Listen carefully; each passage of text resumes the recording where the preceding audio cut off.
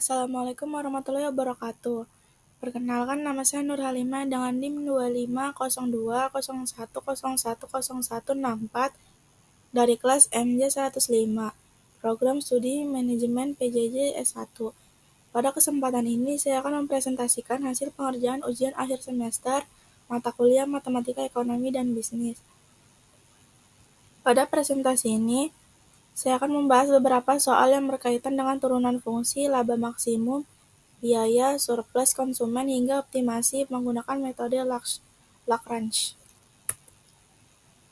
Untuk yang pertama dari pendahuluan. Pada slide pendahuluan ini dapat dilihat bahwa matematika, ekonomi, dan bisnis berperan penting dalam membantu pengambilan keputusan ekonomi secara rasional. Melalui perhitungan matematika, kita dapat mengetahui kondisi optimal seperti laba maksimum, biaya minimum, dan keseimbangan pasar. Soal yang diberikan pada ujian akhir semester ini merupakan penerapan langsung dari konsep-konsep tersebut. Untuk yang pertama ada di soal nomor 1. Di sini diberikan 3 fungsi dan diminta untuk mencari turunan pertamanya. Fungsi pertama adalah Y sama dengan 12 akar X ditambah 11 per X. Fungsi kedua, Y sama dengan 8X pangkat 6 ditambah 1 per X pangkat 6. Dan fungsi ketiga, Y sama dengan 14X dikurang 9 per X ditambah 21 per X akar 4. Pada soal nomor 1, kita diminta untuk mencari turunan pertama dari beberapa fungsi yang diberikan.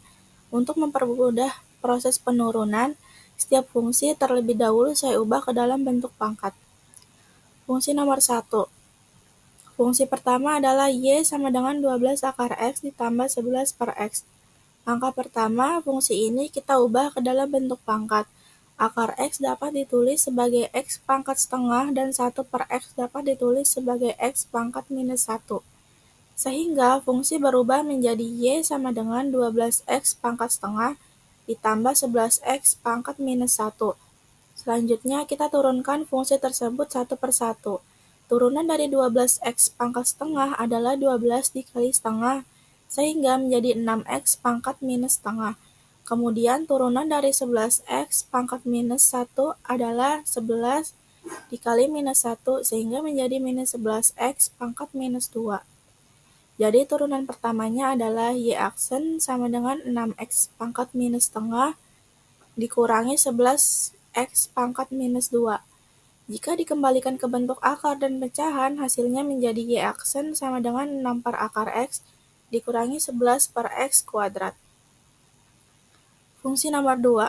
Fungsi kedua adalah Y sama dengan 8X pangkat 6 ditambah 1 per X pangkat 6. Angka pertama kita ubah bentuk pecahan menjadi pangkat negatif. 1 per X pangkat 6 sama dengan X pangkat minus 6. Sehingga fungsi menjadi Y sama dengan 8X pangkat 6 ditambah X pangkat minus 6. Kemudian kita turunkan masing-masing suku. Turunan dari 8X pangkat 6 adalah 8 dikali 6, sehingga menjadi 48X pangkat 5. Turunan dari X pangkat minus 6 adalah minus 6X pangkat minus 7. Maka turunan pertamanya adalah Y aksen sama dengan 48X pangkat 5 dikurangi 6 per X pangkat 7. Untuk yang ketiga, fungsi ketiga adalah Y sama dengan 14X dikurangi 9 per X ditambah 21 per X pangkat 4. Pertama kita ubah ke bentuk pangkat 9 per X menjadi 9X pangkat minus 1 dan 21 per X pangkat 4 menjadi 21X pangkat minus 4. Sehingga fungsi berubah menjadi Y sama dengan 14X dikurangi 9X pangkat minus 1 ditambah 21X pangkat minus 4. Kemudian kita turunkan satu per satu. Turunan dari 14X adalah 14. Turunan dari minus 9X pangkat minus 1 adalah minus 9 dikali minus 1. Sehingga menjadi tambah 9X pangkat minus 2. Turunan dari 21X pangkat minus 4 adalah 21 dikali minus 4.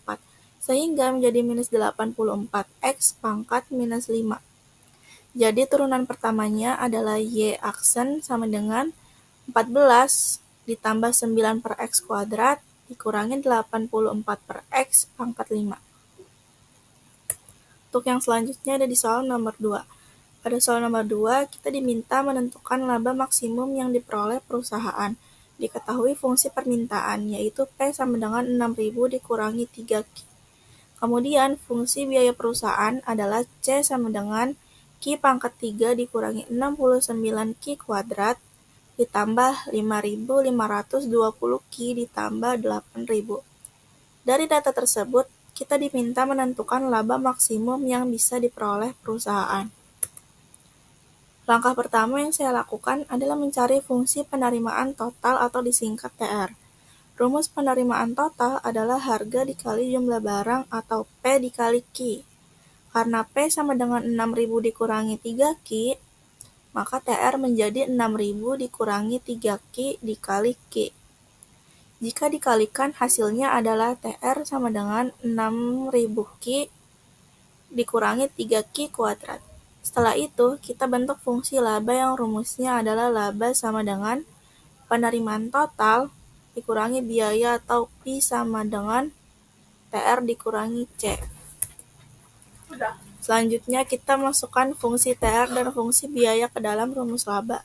Sehingga fungsi laba menjadi 6.000Q dikurangi 3Q kuadrat. Dikurangi Q pangkat 3 dikurangi 69Q kuadrat ditambah 5.520Q dan ditambah 8.000.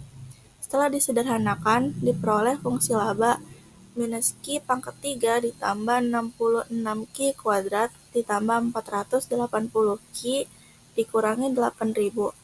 Kemudian, fungsi laba ini kita turunkan untuk mencari nilai maksimum. Turunan pertama dari fungsi laba adalah minus 3Q kuadrat ditambah 132Q ditambah 480. Untuk memperoleh laba maksimum, syaratnya adalah turunan pertama sama dengan 0.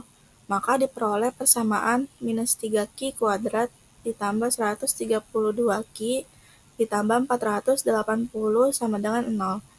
Persamaan ini kemudian disederhanakan dengan membagi seluruh ruas dengan minus 3, sehingga diperoleh Q kuadrat dikurangi 44Q dikurangi 160 sama dengan 0. Persamaan ini diselesaikan menggunakan rumus kuadrat. Dari perhitungan diperoleh dua nilai Q, namun yang diambil adalah nilai Q yang positif, yaitu sekitar 47,38. Nilai Q tersebut kemudian dimasukkan ke dalam fungsi laba, sehingga diperoleh laba maksimum perusahaan yaitu sekitar 56.541,78. Untuk soal yang ketiga, diminta untuk menentukan biaya marginal 1,5Q kuadrat dikurangi 4Q ditambah 12 dan biaya tetap total sebesar 20. Selanjutnya, kita masuk ke soal nomor 3 yaitu tentang fungsi biaya total dan biaya rata-rata. Diketahui pada soal biaya marginal atau MC adalah MC sama dengan 1,5Q kuadrat dikurangi 4Q ditambah 12. Selain itu, diketahui juga biaya tetap total atau TFC sebesar 20. Langkah pertama yang kita lakukan adalah mencari biaya total atau TC. Karena biaya marginal merupakan turunan dari biaya total, maka untuk mendapatkan biaya total, kita harus mengintegralkan fungsi MC terhadap Q. Jadi, TC sama dengan integral dari MC dQ, atau bisa ditulis sebagai integral dari 1,5Q kuadrat dikurangi 4Q ditambah 12 terhadap Q. Hasil integrasi tersebut adalah 0,5Q pangkat 3 dikurangi 2Q kuadrat ditambah 12Q ditambah konstanta C. Selanjutnya, karena pada soal sudah diketahui bahwa biaya tetap total atau TFC sama dengan 20, maka nilai konstanta C kita ganti dengan 20. Sehingga fungsi biaya total atau TC adalah 0,5Q pangkat 3 dikurangi 2Q kuadrat ditambah 12Q ditambah 20. Sehingga biaya total diperoleh. Langkah berikutnya adalah mencari biaya rata-rata atau ASI. Rumus biaya rata-rata adalah biaya total dibagi jumlah output, atau secara matematis ditulis AC sama dengan TC dibagi Q.